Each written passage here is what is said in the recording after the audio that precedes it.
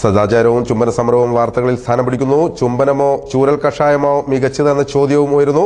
സദാചാരത്തിന്റെ അതിർവരമ്പ് ഇവിടെ വരെ എങ്ങനെ തുടങ്ങിയ ചോദ്യങ്ങളും സ്വാഭാവികം. സദാചാര ലംഘനം ചുംബനമോ ചൂരലോ എന്ന വിഷയത്തിൽ പ്രതികരിക്കുവാൻ സാമൂഹ്യ സാംസ്കാരിക പ്രവർത്തകൻ NV ബാലകൃഷ്ണൻ ടെലിഫോൺ ലൈനിൽ ചേരുന്നു. NV ബാലകൃഷ്ണൻ, താങ്കൾക്ക് കേൾക്കാമെങ്കിൽ. NV ബാലകൃഷ്ണൻ, ശിവസേന ചൂരലെടുക്കുന്നു, തെരുവിൽ ചുംബന സമരക്കാർ അരങ്ങു തകർക്കുന്നു. ശിവസേനയുടെ അക്രമത്തേക്കാൾ ചുംബന സമരത്തിൽ അധിഷ്ഠിതമായ പ്രതിഷേധത്തിലെ ചില അതിരുകടന്ന ദൃശ്യങ്ങൾ ഒരു തെറ്റായ സന്ദേശം നൽകുന്നില്ലേ? ഉദ്ദേശശുദ്ധിയിൽ നിന്ന് അകന്നുപോയോ ഈ പ്രതിഷേധ രീതി? താങ്കളുടെ അഭിപ്രായം?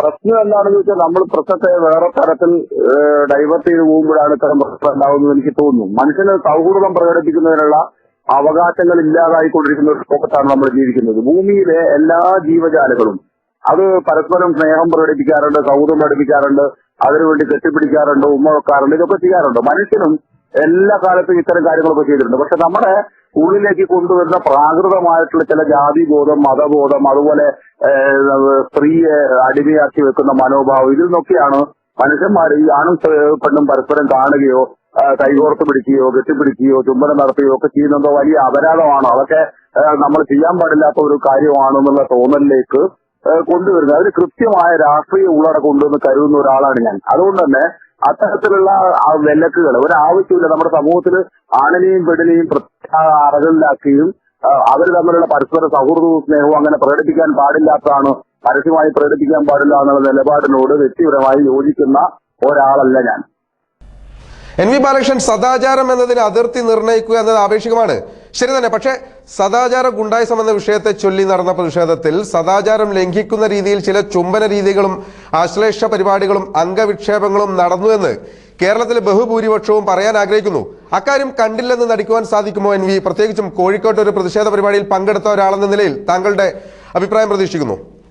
പ്രശ്നം ഇത്രയാണ്, മനുഷ്യന്റെ ഒരുപാട് വികാരങ്ങളിൽ ഒന്ന് മാത്രമാണ് കാമം.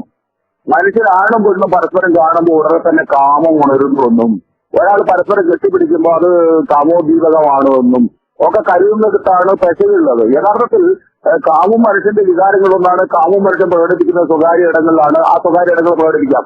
പക്ഷെ അതല്ലാതെ ഈ പരസ്പരം കാണുമ്പോൾ ഞാൻ ഒരു പെൺകുട്ടി എനിക്ക് വന്ന് സൈക്കിളിൽ വരുന്നത് അല്ലെങ്കിൽ എന്നെ ഒന്ന് ആലിംഗനം ചെയ്തത് അത് വലിയ അത് കാമോദ്ദീപകമാണ് അല്ലെങ്കിൽ അത് കാമപ്രകടനമാണ് എന്ന് കരുതുന്നിടത്താണ് നമുക്ക് വിളിച്ചു വരുന്നത്. എന്നാൽ ഒരു പ്രശ്നമുണ്ട്, ഇതൊരു അവസരമാക്കി കാമപ്രകടനം നടത്താൻ ആരെങ്കിലും ശ്രമിക്കുന്നുണ്ടെങ്കിൽ അതിനോട് എനിക്ക് യോജിപ്പില്ല. അതല്ലാതെ ഇത് ഈ രൂപത്തിലുള്ള പ്രവൃത്തികളൊക്കെ നിരോധിക്കപ്പെടേണ്ടതും മനുഷ്യനെ വേർതിരിച്ച് നിർത്തേണ്ടതുമാണെന്ന് പറയുന്നതിനോട് എനിക്ക് യോജിപ്പില്ല. തീർച്ചയായും ശരി തന്നെ. NV ബാലകൃഷ്ണൻ, ശിവസേനയുടെ സദാചാര ഗുണ്ടായിസത്തിലും കേരളത്തിലെ ഇടതു വലത് പ്രസ്ഥാനങ്ങളുടെ പ്രതിഷേധത്തിലും വ്യക്തമായ ഒരു രാഷ്ട്രീയമുണ്ട്. പ്രത്യേകിച്ച് അടുത്തിടെ ഇടതുപക്ഷ വിദ്യാർത്ഥി പ്രസ്ഥാനമടക്കം സദാചാര വിഷയത്തിൽ പ്രതിക്കൂട്ടിലായ സംഭവം നമ്മുടെ മുന്നിലുണ്ട്. ചുംബന സമരവും ചൂരൽ പ്രയോഗവും ചേരുന്നതിന്റെ രാഷ്ട്രീയം എന്താണ്?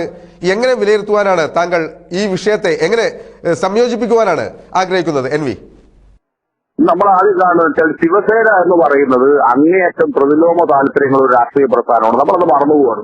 ആ ശിവസേനയ്ക്ക് കേരളത്തിൽ ഘടകം ഉണ്ടാവുന്നു എന്ന് പറയുന്നത് തന്നെ വലിയൊരു അസംബന്ധമാണ്. വലിയൊരു അസംബന്ധമാണ്. ആ ശിവസേനയുടെ ഭാഗമാക്കിയൊക്കെ നിൽക്കുമ്പോൾ അതിനകത്ത് സംഭവിച്ചുകൊണ്ടിരിക്കുന്നത് വളരെ കൃത്യമായ പ്രതിലോമ രാഷ്ട്രീയമാണെന്ന് എനിക്ക് യാതൊരു സംശയമില്ല. ഏറ്റവും രസകരമായിട്ട് എനിക്ക് തോന്നിയത് ഇന്ന് കാലത്ത് അറസ്റ്റ് ചെയ്തിട്ടുള്ള ശിവസേന പ്രവർത്തകരുടെ പേര് വന്നപ്പോ അതിൽ ഒരുത്തന്റെ പേര് ലെനിൻ എന്നാണ്. ആദ്യത്തെ ഒരുത്തന്റെ പേര് ലെനിൻ എന്നാണ്. ലോകത്തായ വിപ്ലവങ്ങൾക്ക് നേതൃത്വം കൊടുത്ത മഹാനായ ലെനിന്റെ പേരിലുള്ള ഒരുത്തൻ ശിവസേനയിൽ എത്തുന്നു എന്ന് പറഞ്ഞാൽ നമ്മുടെ രാഷ്ട്രീയത്തിൽ സംഭവിച്ചുകൊണ്ടിരിക്കുന്ന അപകീയത്തിന്റെ വളരെ കൃത്യമായ ഒരു സൂചന അതിനകത്തുണ്ട്. SFI ബന്ധപ്പെട്ട കാര്യങ്ങൾ എന്തെങ്കിലും പറയണമെന്ന് ഞാൻ ഉദ്ദേശിക്കുന്നില്ല. അതിനൊക്കെ SFI ചുമതലപ്പെട്ട ആളുകളാണ് സംസാരിക്കുന്നത്. ഞാൻ SFIയുടെയോ അല്ലെങ്കിൽ DYFIയുടെയോ അതുപോലെ സ്വതന്ത്ര പ്രസ്ഥാനത്തിന്റെയോ ഒന്നും വക്താവായിട്ടപ്പോ രംഗത്തുള്ള ഒരാളല്ലാത്തതുകൊണ്ട് അതിനെക്കുറിച്ചൊന്നും ഞാനിപ്പോൾ ഉദ്ദേശിക്കുന്നില്ല. പക്ഷെ ഒരു കൃത്യമായ രാഷ്ട്രീയമുണ്ട്. നമ്മൾ കാണേണ്ട ഒരു പ്രശ്നം എന്താണെന്ന് ചോദിച്ചാൽ മനുഷ്യന്മാർ പരസ്പരം രക്ഷപ്പെടുകയും ഇടവഴിയൊക്കെ ചെയ്ത് പുതിയ സംഭവമല്ല. നമ്മുടെ ഇനിയിപ്പോ ഹിന്ദു വിശ്വാസം